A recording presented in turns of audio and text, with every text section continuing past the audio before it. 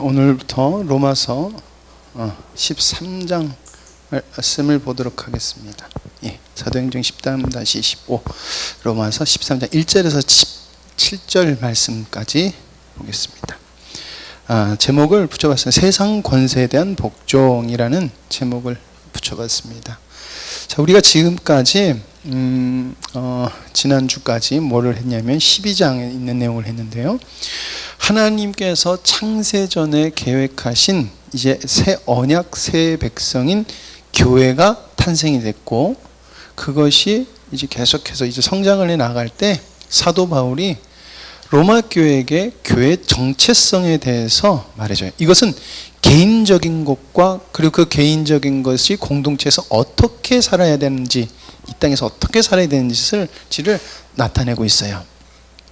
그래서 12장 1절에 그러므로 형제들아 내가 하나님의 모든 자비하심으로 너희를 권하노니, 이건 개개인을 얘기하는 거예요. 너희 몸을 하나님이 기뻐하시는 거룩한 산 제물로 드리라. 이는 너희가 드릴 영적 예배니라. 오늘 말씀에서 목사님께서 우리를 제물로 드려야 된다라고 그랬어요. 우리를 하나님이 기뻐하시는 뜻이 이루어지는 제물로 드렸을 때 그때 하나님께서 역사하신다는 거예요. 그게 바로 하나님이 우리에게 해주신 언약이라는 것입니다. 제가 하면은 저를 통해서 하나님의 언약이 나타나고요. 그리고 우리 권사님이 하시면 권사님을 통해서 나타나는 거예요. 각 사람에게 권하는 것입니다. 여러분 한 사람 한 사람이 하나님의 제물이 되면은 여러분을 통해서 하나님이 나타내실 그 언약이 반드시 일어날 줄 믿습니다.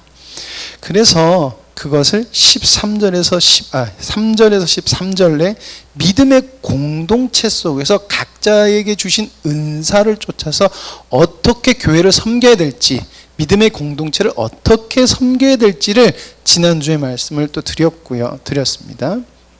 그리고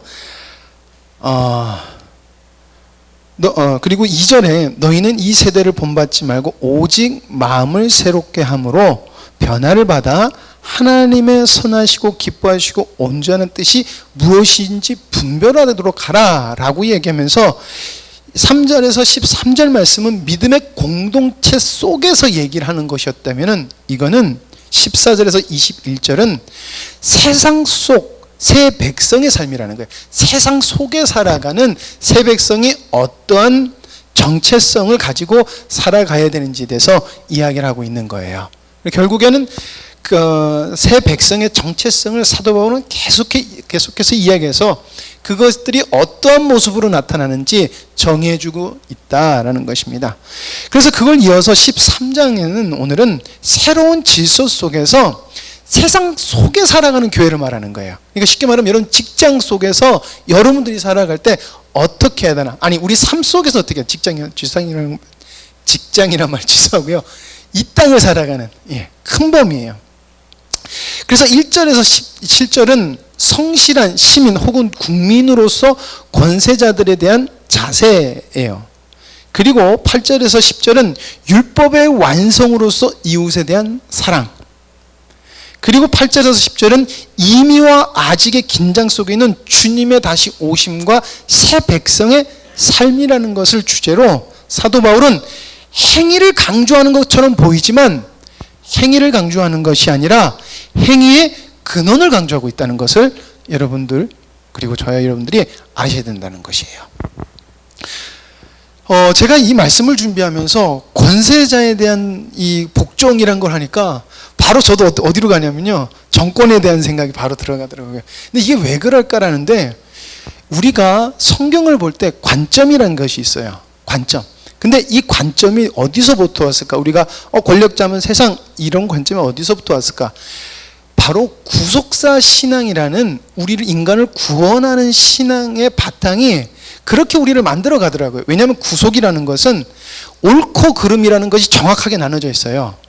중간이 없어요. 나중에 왜 제가 이 말을 하시는지 알 거예요. 그러나 구속사 신앙도 성경에서 나오는 신학이긴 하지만 우리가 바라봐야 되는 더 높은 관점이라고 해야 될까요? 그것은 창조의 의도로서의 관점을 바라봐야 된다는 것입니다. 대한민국이 굉장히 그래도 그나마 세계에서 건강한 신학과 신앙을 그래도 가질 수 있는 이유는 보수 구속사 신학 때문에 그래요. 구속신앙 때문에. 근데 그러기 때문에 한계도 있다는 말을 신학자들이 해요. 왜 그러냐면 창조 의도로 보지 못하니까 구원에 대해서 내가 구원받기 위해서는 열심히 하는데 성령의 은사와 하나님의 뜻을 이루는 데에서는 약해져 버리는 거예요. 왜? 하나님의 관점, 지난주의 말씀과 연결하면 하나님의 지혜는 없기 때문에 그렇다는 거예요. 그러니까 구원받기 위해서는 열심히 배우고 열심히 듣고 성경도 막 보는데 하나님이 도대체 뭘 원하시는 거야? 라는 관점으로 우리가 성경을 보지 않더라는 것입니다. 그래서 그 관점을 가지고 1절에서 7절을 봐야지 8절에서 10절인 율법의 완성인 이후 사랑이 보이고요. 그리고 8절에서 10절인 이미와 아직인 주님이 다시 오시는 종말론적 신앙이 이해가 돼서 우리 삶 속에서 행위가 강조되는 것 같이 보이지만 행위의 근원을 중요시하는 신앙으로 바뀔 수 있는 신앙의 관점이 바뀔 수 있는 것이에요. 여러분, 우리도 생각보다 신앙의 관점이 창조의 의도로 되어 있지 않아요. 생각보다 우리가 그렇지 않더라는 거예요. 그렇기 때문에 사도 바울이 왜 이 얘기를 했느냐? 세상 속에 살아가는 동안 우리가 잊지 말아야 되는 것은 바로 창조 의도라는 신앙의 관점이라는 거예요. 믿음의 관점. 그리고 그게 하나님의 지혜의 출발점이에요. 그래서 이 땅에 살아가는데 우리가 믿음의 사람으로 어떻게 살아가요라는 것에 이거다 저거다 얘기할 수 없지만은 성령님이 그 답을 우리 삶 속에서 나오게 해주신다는 거예요. 그렇기 때문에 사도 바울이 이것을 이야기하고 있는 것입니다. 자, 1절에서 7절 말씀은 성실한 국민으로서 권세자, 나라에 대한 자세를 이야기하고 있습니다. 자, 권세자들과 권세의 근원을 그럼 우리는 알아야 돼요. 권세자들과 권세의 근원. 여러분, 모든 역사와 만물을 주장하시고 다스리시는 분은 누구입니까? 우린 하나님으로 알고 있어요. 그렇죠? 예, 하나님이십니다. 여러분, 역사는 사람들이 만들어가는 것처럼 보여요. 왜 그럴까요? 권위자, 쉽게 말하면 위인들이 어떤 큰 일을 통해서 역사가 좌지우지가 돼요. 여러분, 조선을 세운 사람이 누구죠? 이성계예요. 이성계가 영향력이 있는 사람이었습니다. 그래서 조선이라는 나라가 세워졌어요. 그렇죠? 아니에요? 맞잖아요. 그렇잖아요. 그 조선이란 어마어마한 역사의 역사를 끌어오는데 시발점이 된 사람이 이성계예요. 그래서 역사가 틀어지는 거예요. 고려에서 조선으로 틀어지는 것처럼 보여요. 그리고 우리가 많은 위인들, 정복자들 알잖아요. 그 사람 통해서 역사가 굉장히 바뀌어요. 그렇죠? 그렇죠? 아니, 그렇잖아요. 아유, 그런데 그래서 우리는 사람 생각할 때는 역사는 인간이 세우는 거라고 생각합니다. 그러나 우리가 알아야 되는 것은 바로 여기서 권세자를 누가 세우느냐라고 하는 것이에요. 여러분, 권세자는 하나님이 세우시는 거예요. 여러분, 이성계도 하나님이 세우신 거예요. 그 지혜와 그 모든 걸 설명할 수 있는 것이 우리가 설명할 수는 없어도 변함이 없는 것은 이성계도 하나님이 세우셨다는 것입니다. 좀 나쁜 말로 김일성도 하나님이 북한에 두신 거예요. 예. 이해가 안 되는 역사도 하나님의 주권 속에 있다는 것을 우리는 잊어서 안 된다는 것입니다. 그래야지 우리가 하나님 앞에서 바른 반응을 할 수 있는 거예요. 바른 반응. 하나님의 백성으로서. 여러분, 역사는 인간의 흔적이 아니에요. 인간이 해가지고 너 누구 될래? 그러면 전 누구처럼 정복자가 되고 싶어요. 난 누구처럼 이렇게 뭐를 발명하는 사람이 되고 싶어. 확 이런 얘기를 하잖아요. 근데 인간의 흔적이 아닌 하나님의 일하심의 흔적인 거예요. 하나님의 일하심의 흔적인 것이 우리가 보여야 돼요. 아, 저 사람이 저렇게 해서 하나님이 이게 아니라 하나님의 창조 의도를 보면은 이게 보인다는 것이에요. 여러분, 권세자. 우리가 권세자를 이런 식으로 좀 정의를 많이 하는 것 같아요. 권세자 그러면 우리가 세상적인 것 이렇게 생각을 많이 하는 것 같아요. 세속적인 것으로 생각해요. 저만 그렇습니까? 아니, 우리가 교회 다니는 사람은 권세자면은 세속적인 거라고 생각해요. 그럼 세속적인 것은 우리 뭐라고 생각합니까? 악한 것 이렇게 생각해요. 저만 그렇습니까? 그럼 저만 그럴 수도 있어요. 근데 대부분 이런 것 같아요. 그래서 세속 악한 것 하면 우리가 어떻게 생각합니까? 예, 사단에게 속한 것. 그럼 어때요? 저기에 속하면은 구원 못 받아. 이런 식으로 생각을 합니다. 저만 그렇습니까? 오늘 여러분들이 너무 이렇게 쳐다보시니까 제가 좀 그런데, 여러분 이런 생각이 어디서부터 왔냐는 거예요. 바로 여러분 이게 역사를 구원사 쪽으로만 좀 바라보는 경향이 넘어가면 이렇게 돼버리는 거예요. 구원사 쪽, 구원하는 사람, 구원하는 거. 그래서 옳은 길, 옳은 거에 딱 나눠서 우리 쪽에 속한 건 다 나쁜 거 이렇게 되는 거예요. 지금 나쁘다 틀리다는 거를 평가하는 게 아니라 우리의 생각이 이런 식으로 굳어버린다는 거예요. 근데 이렇게 굳어버리면은 못 보는 게 있는데 바로 하나님의 경륜과 창조 의도로서로 우리가 해야 되는 행동을 못 보는 거예요. 자, 그러면은 하나님의 창조 의도와 경륜으로서 권세자를 보면요 이렇습니다. 하나님이 이 땅의 질서를 위해 세운 자예요. 예, 이거는 변함이 없어요. 근데 문제가 뭐냐면 그리고 하나님의 선을 이루어야 되는 사명이 있는 사람이에요. 모든 권세자는 이 의무를요 자기가 알든 자기가 모르든 받고 태어나요. 왜냐하면 하나님의 만물 속에서 하나님을 알아가는 것을 다 두셨다는 거예요. 그렇기 때문에 그걸 보고 하나님의 의가 뭔지를 알아야 되는 게 권세자들에게 주신 의무기도 한 거예요. 그래서 그들은 하나님의 경륜을 이루는 사명이 있는 자들이라는 거예요. 세속, 악한 것, 사단에게 속한 것 이렇게 생각해서는 안 된다는 거예요. 왜냐하면은 여러분 느부갓네살은 우리가 적으로 생각해요, 아군으로 생각해요? 우리와 전혀 상관없는데, 그렇죠? 우리는 적으로 생각합니다. 느부갓네살은 악한 왕, 느부갓네살. 근데 느부갓네살을 예레미야 43장 10절에 하나님이 뭐라고 말씀하셨냐면은 내 종이라고 이야기하셨습니다. 하나님의 창조 의도를 위해서 내가 세운 내 종이야. 근데 얘가 내 선을 쫓아가지 않았고 나의 경륜을 이루지 않았을 뿐이에요. 그러나 하나님이 그에게 나타나셔서 그에게 감동을 주셔서 그에게 감동을 주셔서 이스라엘을 멸망시켰잖아요. 하나님의 언약을 이룬 데 사용한 하나님의 종이라는 것입니다. 그뿐만이 아니라 고레스의 칙령으로 이스라엘 백성들이 돌아오게 되잖아요. 그렇죠? 고레스도 이스라엘 백성들한테는 적이에요. 그래서 우리도 고레스 하면은 나쁜 사람, 적으로 생각을 해요. 그러나 이사야서 44장 28절 그리고 45장 1절 말씀에 내 목자 기름 부음 받은 자라고 이야기를 하고 있다는 거예요. 예. 그러면은 우리가 왜 순종해야 되는가에 대한 그 질문에 대한 답을 얻을 수가 있는 거예요. 여러분 세상의 권세자도 하나님께서 세우시고 그 권위, 여러분 그 권위에 그 사람의 행동을 말하는 게 아니라 그 권위는 누구에게 있다? 누구로부터 오는 거다? 하나님으로부터 온다는 거예요. 하나님으로부터 온다.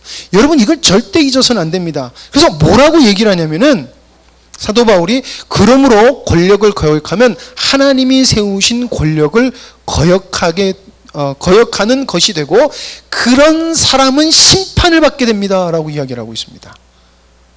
여러분 지금 사도 바울이 얘기하는 이 권력이 누군 줄 아십니까? 로마입니다. 로마의 바로를 이야기를 하고 있는 거예요. 근데 그 사람을 보다 거역하지 말라는 거예요. 여러분 잘 이해를 하셔야 된다는 거예요. 이 사람이 옳고 그르고 그 사람의 행동이 옳아 마라가 아니라 그 권위가 어디서부터 오는 줄을 너희들이 알아야 된다는 것이고 그리고 하나님의 지혜로 분별하라는 것입니다. 예, 우린 자꾸 옳고 그르고 저 사람 내 편, 네 편 이렇게 가요. 아니라는 것이에요.